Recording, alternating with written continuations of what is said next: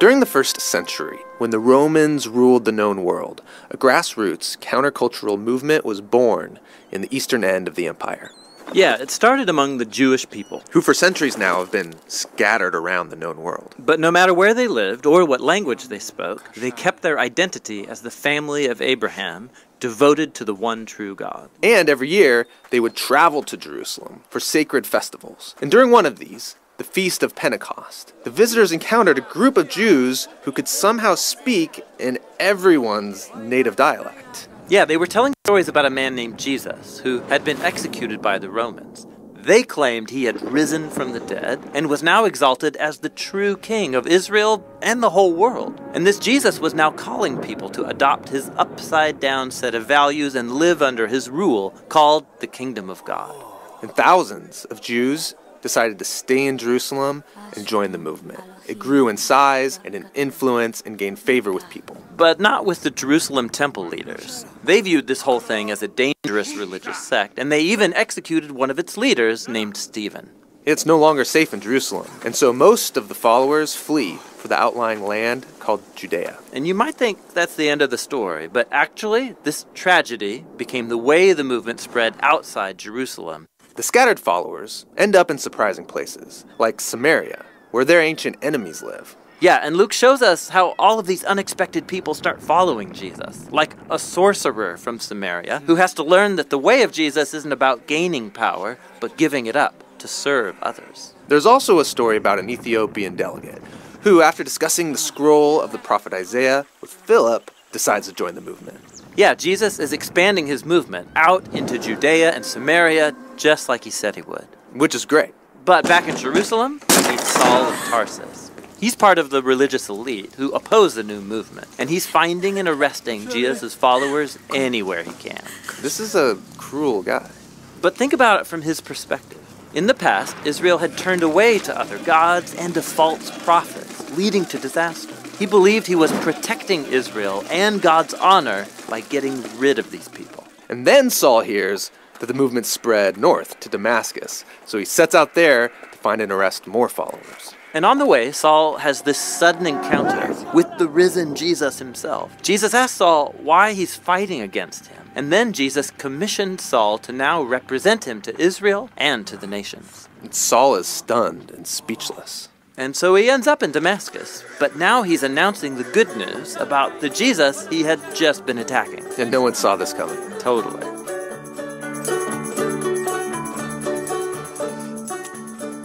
Welcome to Terra Nova on a beautiful summer evening. Summer in October, winter in July, apparently, but summer in October, love it. And as Ashley said, we are part 4 of the series, Good News is for Sharing. It's based on this idea that it's just human nature to want to share good things that we're experiencing with other people. And just as a side note, we've got a great excuse to put this into practice next week. There is some intentionality to this because next weekend, as Ashley was saying, next Saturday night is Trunk or Treat, which is so good. It's so fun. And this is a great opportunity for you to invite some people and say, hey, this is going to be really fun. It's one of the coolest things we do all year long. And when you're heading out, you'll see there's a table out there that has Trunk or Treat on it. You can sign up to sign your trunk up because I think we still need a few more who will help provide the experience. I'm going to be a part of that, invite you to be a part of that too. And there's some invite cards, you can grab those. But check this out.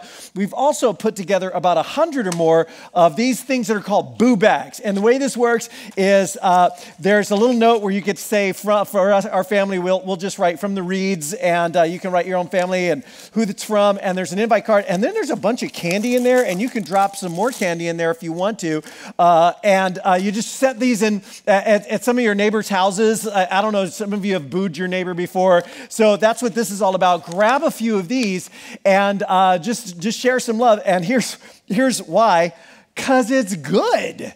It's just good this is going to be a fun thing, and you won't regret having somebody that you brought with you, somebody with some kids or little kids or so forth. And the reason why is because when you experience something good or you find out about something that's great, you want to pass that on. You want to, hey, have you seen this yet? Or, man, you haven't watched that? You haven't heard that before? Oh, you're going to love it. And so that is exactly as it turns out, how the Jesus movement began, with people experiencing something that was so good, so jaw-droppingly wonderful and amazing and life-changing. It was such good news that they couldn't help but pass it on. In fact, they literally called it the good news. And so we in the series are going back to some of their stories, back to our roots, if you will, found in a document known as the Acts of the Apostles, or Acts for short, which is a history of the early Jesus movement written by a doctor and a historian named Luke, to see if there are ideas that we can glean from our roots that will help us propel the good news of the Jesus movement into the next generation. So, previously on Good News is for Sharing, the movement began, as we said, in Jerusalem, which was the very city where only weeks earlier, not years earlier, but just weeks earlier, Jesus had been crucified. His followers did not see that coming. And then days later was alive again. They really did not see that coming. And he met his followers, as we saw in week 1. They're stunned. They're still struggling to believe this is even possible. And he told them to take this movement and this good news to all the nations, beginning in Jerusalem and then to Judea and Samaria and to the ends of the earth. And they began to do that in Jerusalem, right under the noses of the people who had killed Jesus, to witness to that boldly. And as you can imagine, that message was not very popular with the very powerful people who had killed Jesus, thinking they had put a stop to this movement. And eventually they've had enough, the authorities have had enough, and they catch a young leader named Stephen, and some false accusations are made, and there's a bit of a trial, and then they drag Stephen out of the city and they stone him, which was actually a really common form in the ancient world, a common form of mob violence. And it's here in this dark moment that Luke introduces us to a new character in the story. Meanwhile, he says, the witnesses to this killing laid their coats at the feet of a young man named Shaul, or Saul. And little does Saul, or Shaul, know he is about to become one of the most famous, one of the most influential, one of the most studied and written about individuals in all of human history. Saul at this time is in his late 20s. He was born in Tarsus, which was a renowned philosophical center in the ancient world, a part of the Greek-speaking world. His father was actually a Roman citizen. They were fairly well-to-do financially, and his family and his father were very, very devout. A devout Jewish man from the tribe of Levi, and he's a Pharisee, which is the strictest of all of the branches of Judaism at the time. And Paul was raised with that, and he was raised with that devotion and that passion and the stories of Torah, and he loved them. Better than that, he excelled at them. He was the best and the brightest in Torah school. And so as a teenager, probably at 13, he was moved by his family to the city of Jerusalem, where he became a disciple or a student of the most renowned rabbi of the day named Gamaliel. It's kind of like getting into Harvard or getting into Yale. This is the cream of the crop, and he becomes a student of Gamaliel. And it is there in Jerusalem, most likely in his late 20s, that he began to see, or mid-20s, I should say, that he began to see this rabbi from Nazareth that everyone was talking about, named Joshua, or Jesus, coming to Jerusalem during the festivals, and he would hear this man talk about Torah, and it was weird because he seemed at once to observe and to flaunt the laws and the traditions. I mean, the people that he hung out with, the unclean people he seemed to hang with, and his followers. They're these Galileans. They're stupid, uneducated fishermen and tax collectors and women. There are women who follow this rabbi. I mean, the shock of it. And they begin to talk about him like he's the Messiah. How ridiculous, but worse. That's dangerous. And Saul was quite possibly in the room when his own rabbi, Gamaliel, cast his vote to crucify this dangerous rabbi. He was there to see him drag his cross through the city, nailed to it by those Romans, proving, of course, to everyone, especially to Shaul, that this man is cursed. I mean, God has clearly disowned this fraud. And then his ignorant followers start to talk about him being risen from the dead, and he's somehow now Lord of all and Messiah. It was all so offensive and so wicked smart. And outraged and zealous. He is primed to purge God's people of this plague. And so when Stephen is arrested and dragged out of the city and stoned to death, he is a part of it all. And afterwards, Saul just gets unleashed. And the authorities see in him a leader. And he certainly is. He's brilliant, he's articulate, and he is a zealous leader who's willing to get his hands dirty. And so we're told by Luke that godly men buried Stephen and they mourned deeply for him, but Saul began to destroy the church, or the word they used was ecclesia, the gathering, the assembly, going from house to house where these gatherings would meet. He's dragging them off, both men and women. There's a little bit like, to that, and he's putting them in prison. And Saul becomes the number one inquisitor and henchman and Christian hunter. He has made it his life's mission, believing he's serving God. He's doing the right thing. He's purifying God's people of this dangerous scourge. Now, having introduced us to this fanatic Shaul, Luke, who is just such a great writer, he's such a great storyteller, he begins to intertwine stories of Philip, who we met last week going to Samaria and then meeting this Ethiopian dignitary, the story we told last week, and Peter going to a Roman centurion, a man who represents Roman occupation and everything that Peter and Shaul's people have come to hate and see as unclean. And these people become unlikely participants in this movement. They're becoming part of it too. And then Luke tells us about the most unlikely person of them all. Acts chapter 9. Meanwhile, Shaul, or Saul, is still breathing out murderous threats against the Lord's disciples. They weren't called Christians. They were followers or disciples of Jesus. And he went to the high priest in Jerusalem and he asked for letters of recommendation to the synagogues, or the places where Jewish people would gather in the city of Damascus, 150 miles to the north. And the movement has begun to spread, this contagious movement, as Jesus' followers are fleeing from Jerusalem to all of these other regions. And he's like, give me some written authority and I'll go, so that if anyone is found there who belonged to the Way, which is what the movement was called. It wasn't called Christianity. It was called the Way, as in following God in the way of Jesus.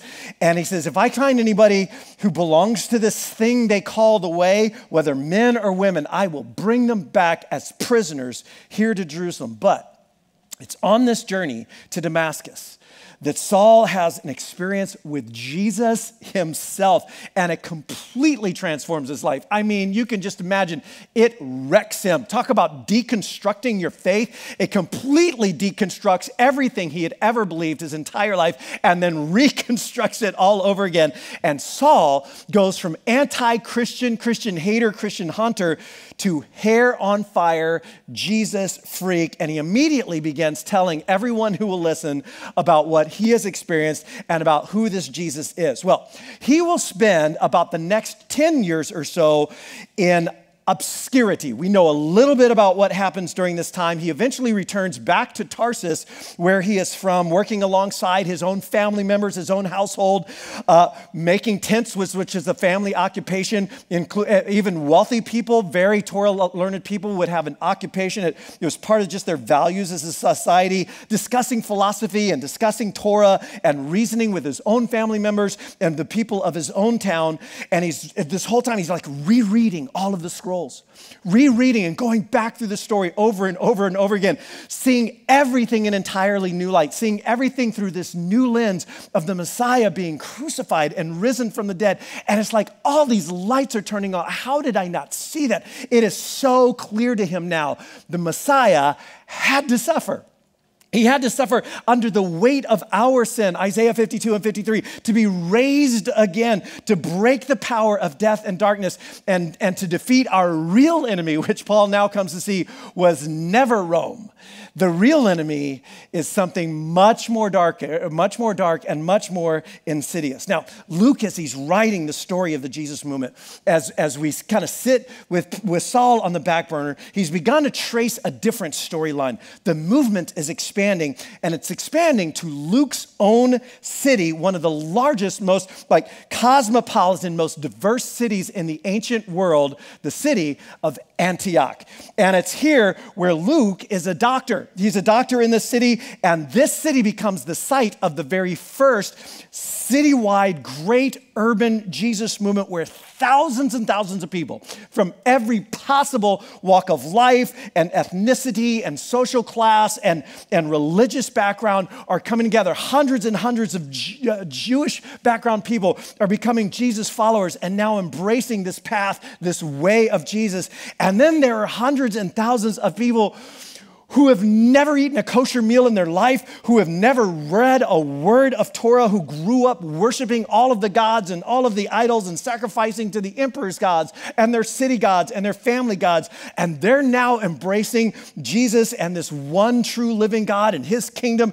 And in Antioch, all of these people begin to live in community with one another. Historians say this is the first time in all of history that anything like this has ever happened. And this is the beginning of what will become, to this very day, by the way, the most diverse movement in all of history. Well, the OGs, the original followers who are still down here in Jerusalem, they hear about what's going on in Antioch because, again, it's the third largest city in the world. It's like there are travelers going back and forth all the time. And so they send one of their most respected leaders, a man named Barnabas, to find out what's going on.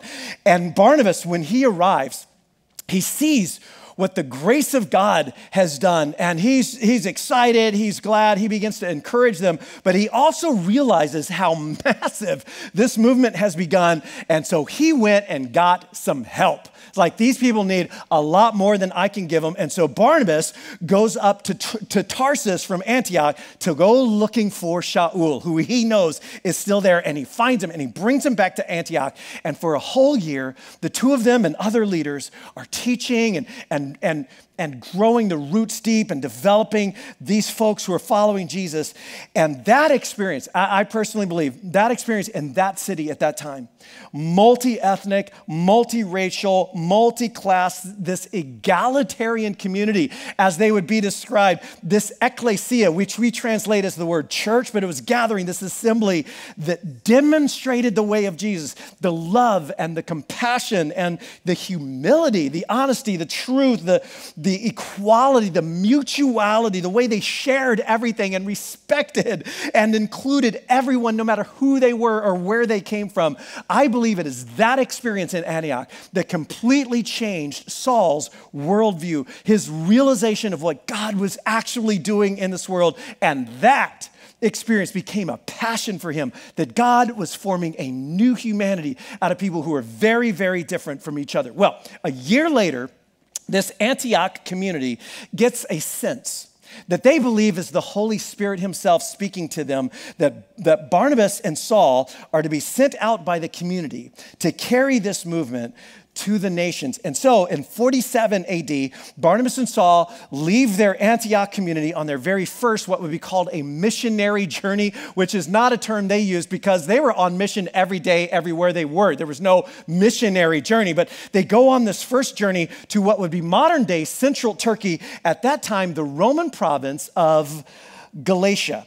And they begin to go city to city. And everywhere they would go first to these synagogues where Jewish and Greek-speaking people have gathered who are familiar with Torah and are studying Torah and the Hebrew Scriptures. And they would reason with them from the Hebrew Scriptures. And they would try to connect all the dots and string the thread of the storyline, trying to help other people see what had become so incredibly obvious and clear to him now. And then they would move from these gatherings where there was Jewish or Greek background people who knew the Hebrew Scriptures, and they would move from there out into the marketplace, out into kind of the open air, if you will, which was actually very commonplace. That was a culturally commonplace thing to do. There was nothing weird about them standing out in the marketplace and reasoning and talking. In fact, philosophers did this all the time. Dio Christensen said, if you're a philosopher and you don't take your message out to the common people in the marketplace, you're doing it all wrong. And so this was a simple way that they would communicate often. And so Saul is like, yeah, I'll do that. And he's out there reasoning with anyone who would talk with him. And it's here at this point in the story story that Saul or Shaul, or Saulus, as he would be known in Greek, began to go by his Roman name, a name that is hardly ever given to anyone who's not a Roman citizen, the name that he would be known for, Paulus. And he becomes known as Paul. But at every single stop along the way, and it's so clear as you read Luke's story, they experience life-threatening conflict and opposition and violence and danger just like Jesus. And they see themselves as being really just like him, that this good news, this truth, there's a power to it that just gives new life to so many people. And there are people all around who are getting it. And they're buying in, they're embracing the whole thing, and it's transforming them profoundly, their own lives, their families, their relationships, their communities in beautiful ways. And at the same time, the very same message is incredibly threatening to a lot of other people. Why? Well, because this good news was also new news, which met with resistance from those who were the keepers of the keepers of old religion, the keepers of old power and society and politics and culture. And so first in Pisidian Antioch, not to be confused with where they're coming from where this movement, they stay for a few weeks, and there's this Jesus following community that's formed, and there's a lot of energy behind it, but then opposition is stirred up, and they're actually, literally in Luke's words, they are run out of town, and they go down the road to Iconium, which is about 80 miles away, where a mob of leaders, were told, decide to attack them and stone them, but they find out about it first, and they flee another 20 miles down the road to Lystra, where we pick up our story today. So, in Lystra, as they're out in the marketplace and they're reasoning with people, there sat a man who is lame. And then Luke's really particular because this man is known to the entire community. And so Luke knows his backstory. It has been explained to him. He has been that way from birth, and he has never walked, but he's listening to Paul. He's listening while Paul is speaking. And Paul looks directly at him, and he sees that the man has faith to be healed. There's something about the way the man is listening, and he's leaning in, and his eyes are lighting up. The way he seems to be just getting it. And Paul, looking at the guy, calls out in the crowd, "Stand up on your feet."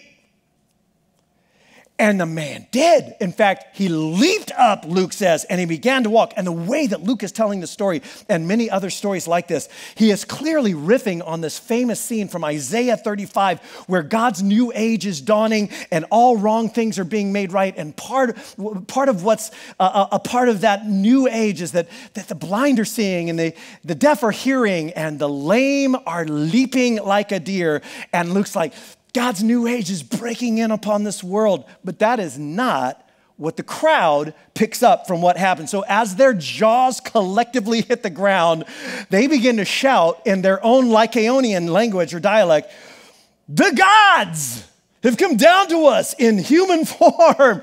The gods are here. Zeus and Hermes have come." And Barnabas, they began to call Zeus, and Paul, they called Hermes because he was the chief speaker. And if I'm Paul, I'm a little put off by this because Zeus was known to be rugged and handsome and big and attractive, and Hermes sounds a little like a disease. I'd be like, "Really, Barnabas, Zeus, you think?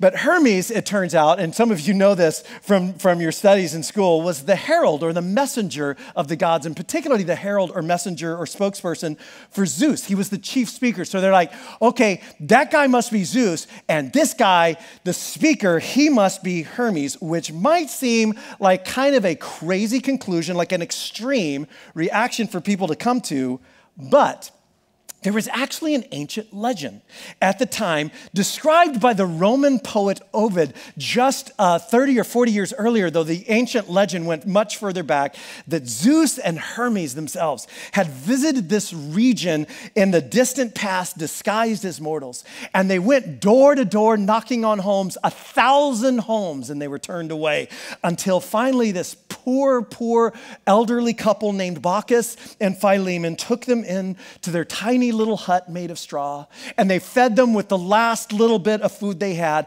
and Zeus and Hermes turned their straw hut into a beautiful palace, and then they destroy every other home in the valley. Well, these people are not going to make that mistake. They are not making the same mistake their ancestors made. So word just spreads like fire through the city. Zeus and Hermes have come. Zeus and Hermes have come. They're here, and you should see what we saw. Come out, come out, come out. In fact, the very priest of Zeus himself, whose temple is just outside the city, brings bulls and wreaths to the city gate. And as this is happening, people are speaking in the local dialect.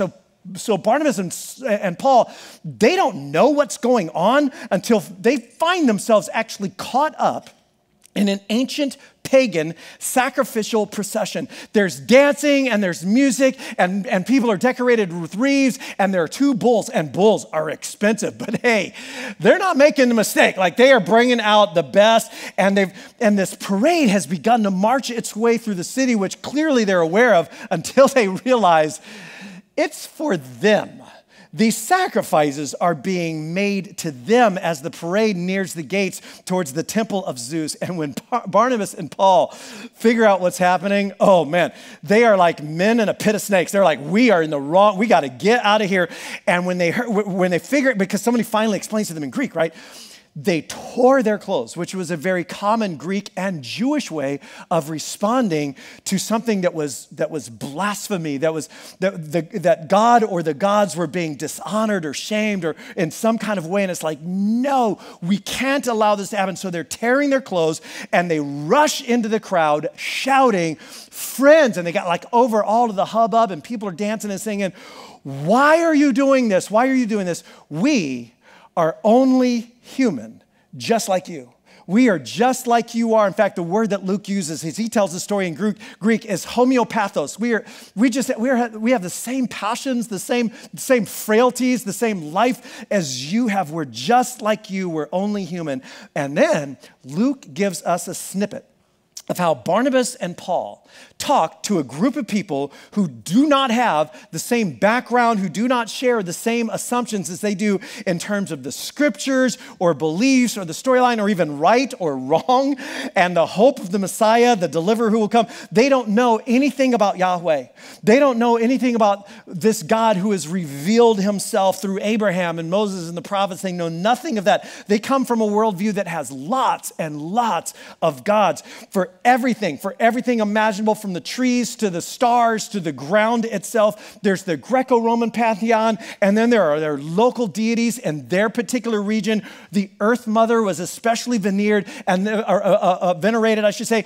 there are family gods. There are hundreds of gods and spirits and powers that always must be reckoned with, and to give the proper honor to each one, to appease them and to appeal to them in just the right way, permeated every aspect of ancient life all over the world. And of course, there was always a danger you might be forgetting one, or you might not have done it quite the right way to quite the right one, and there might be one you actually don't know of. And so as Barnabas and Paul run into this sacrificial procession that's in their honor, tearing their clothes, saying, no, please not this. Like, this is such the opposite of everything we are here for. We're only humans like you.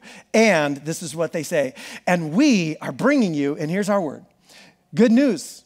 Man, we are bringing you some good news, telling you to turn from worthless things or from empty or futile things. Like these things you do, these gods, these powers, these spirits you fear, the things you do to appease them or to appeal them, they're empty. They're empty. They're useless. They're lifeless. In fact, he doesn't even use the word gods to refer to them at all. But he says, there is a living God. There is a living God who, unlike all of the gods who are the images or the epitomes of all the things that are created, he's the one that actually created them.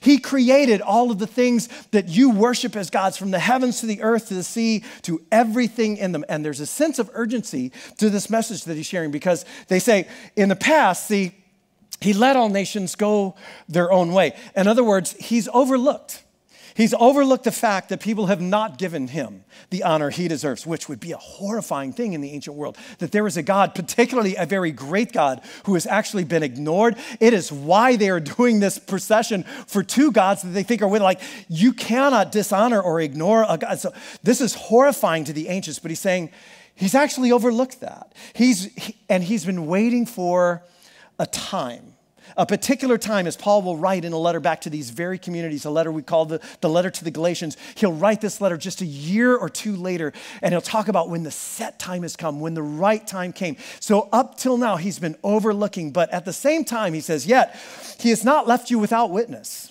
He's not left you without evidence of who he is and how he feels about you. He's been revealing himself to you through kindness, or literally doing good for you. He's been doing good. That is his fundamental posture towards you. His fundamental posture is kindness, his generosity, his goodness. And then they start to unpack this in terms that would frankly be meaningful to a rural agrarian farming community. And so he says, here's what that goodness has looked like. He's shown you his kindness by giving you rain from heaven, crops and seasons. He's given you plenty of food, and he fills your hearts with joy. In other words, the source of all of the good things that you enjoy in your life, the source of those things is not Zeus. And it's not the earth mother. It is the one true and living God who is actually good. He is good, and he loves you, and he wants you to turn to him so you will know him. And you do not have to live in fear of this God who trying constantly to appease them or any other force or spirit, and this empty path that takes you nowhere. And this really was a message that was good news.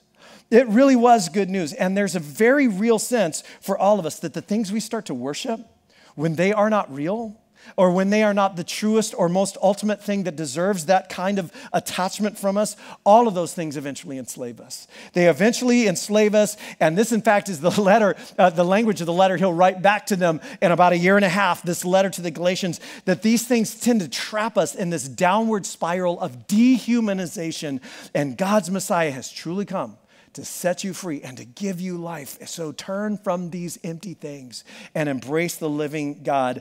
And that is good news. But I want you to consider for a moment this speech that he gives. Because here's Barnabas and Paul doing their best under some really heated circumstances to share this good news, but notice what's missing from their description.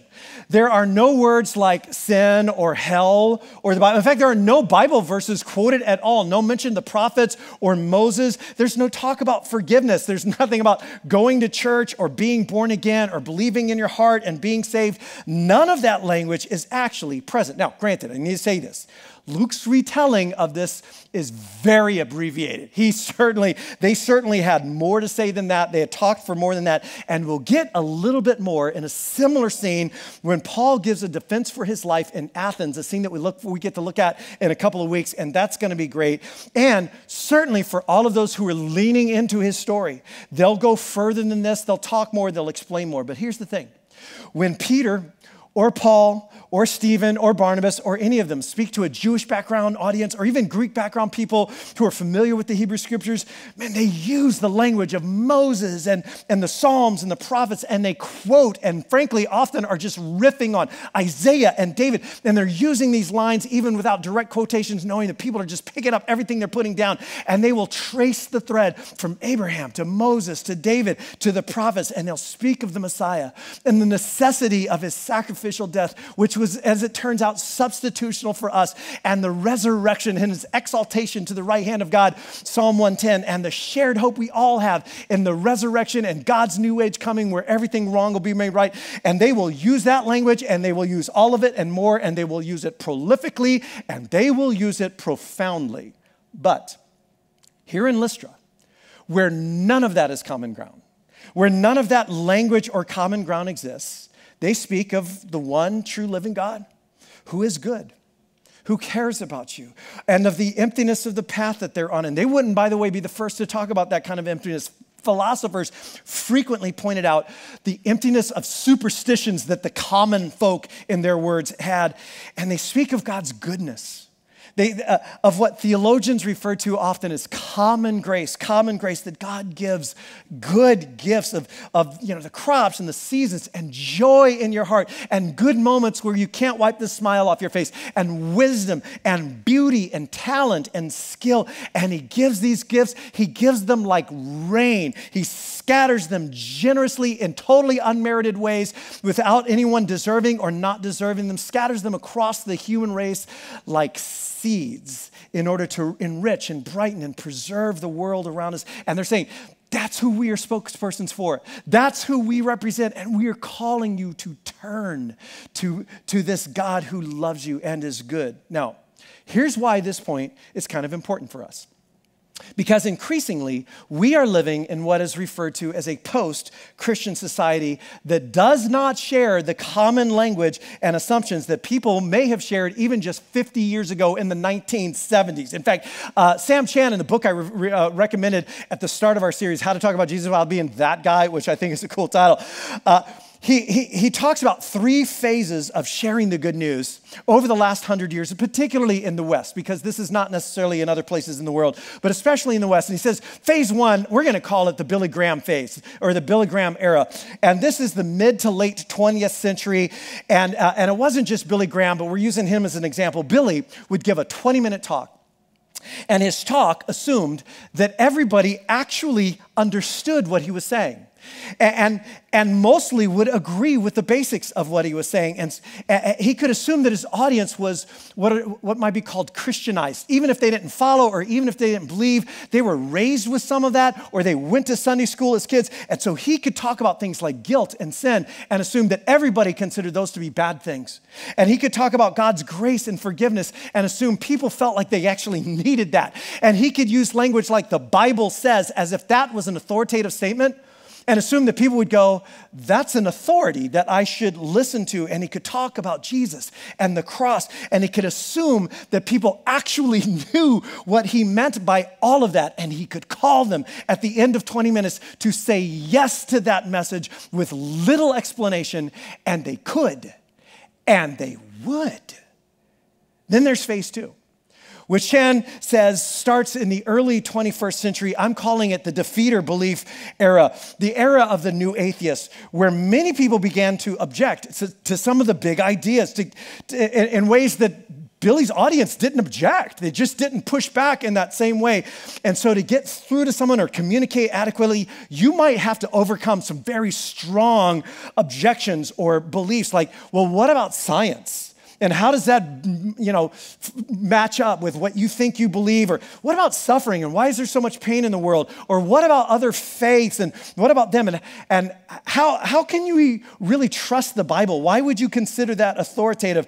And even here, though, during this second phase, we could assume people kind of had some of the basic knowledge. In fact, the fact that they had the basic knowledge was the reason why they were objecting and pushing back against some of these ideas and raising questions that needed to be answered and are good to address and think through and answer. Enter phase 3, the post-Christian era. And we're kind of in the combination of those two, but leaning towards the third now, where people, he says, are just in a completely different universe. And this actually might be you, or it might be where you've been. And in fact, people might have a lot more in common with pre-Christian Lystra than Billy Graham's America. And not only do they not believe that basic storyline, they don't even know it. They don't even know it, and they don't know why they should care. In fact, in Chan's words, it's of no relevance to them.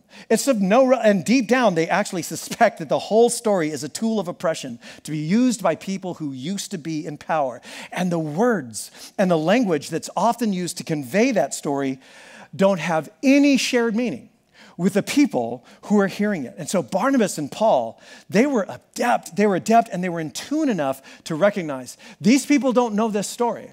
And telling them this story will not resonate with them, that they needed to talk in language and with a storyline that the people they're talking to could resonate with and would actually consider it to be good news. And so instead, they point to common grace, and they point to the ideas and the longings and the desires and the human experiences that we all have in common. And this is a really big idea, and I think a very important idea for us here in our cultural moment, that the ideas and the longings, the desires, the hopes, the expectations, the human experiences that we have in common often provide a gracious context to share the good news. That if the storyline doesn't necessarily have any shared meaning, and it doesn't necessarily. And the words that are often used to explain that story don't have any shared meaning, then I'm going to begin with things that actually do have shared meaning, and I am going to lean into those to create a gracious context for a conversation. So, as we end today, I want to grab just a few ideas from Barnabas and Paul's playbook to help us with this big idea in week 4 of our series. And the first one is this. We've been talking about this throughout the series, but this is what they do. Begin where people are at, not where we want them to be or where you hope they or think they should be. Begin where people are at. Begin where people are at. And this requires us to listen enough and pay close attention enough, and frankly, to care enough to enter into the other person's world with them. Truly, it's an act of self-sacrifice. It's an act of love and generosity, and it is an act of emotional intelligence, because relationally healthy people don't treat other people as projects. And relationally healthy people don't pitch people something against their will. They connect with people.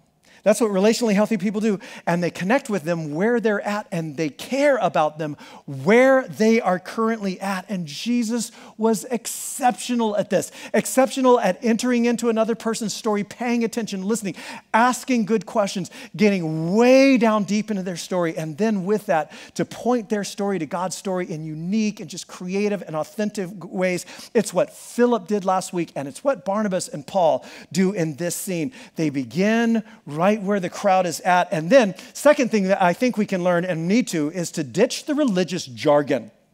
To ditch the religious jargon, because in a post-Christian world, so many of the words that are often used to tell the story do not have shared meaning anymore. They do not mean the same thing. In fact, often the very ideas don't always translate. Like guilt, like you're guilty and you need forgiveness, like guilt. Why do I need forgiveness? What am I guilty of? I'm just being me. I'm doing what's right for me, and I'm living my best life, and I don't feel guilty about it. Well, then I suppose a different message or a different kind of conversation needs to be created, right? And yet many people, and people who call themselves Christians, by the way, I'm not trying to bag on anyone. In fact, it might be many of us here, are often very attached to those specific words that I threw up on the screen a little bit earlier that they don't use, as if the words themselves are the truth, as if the words themselves are the point, but they're not.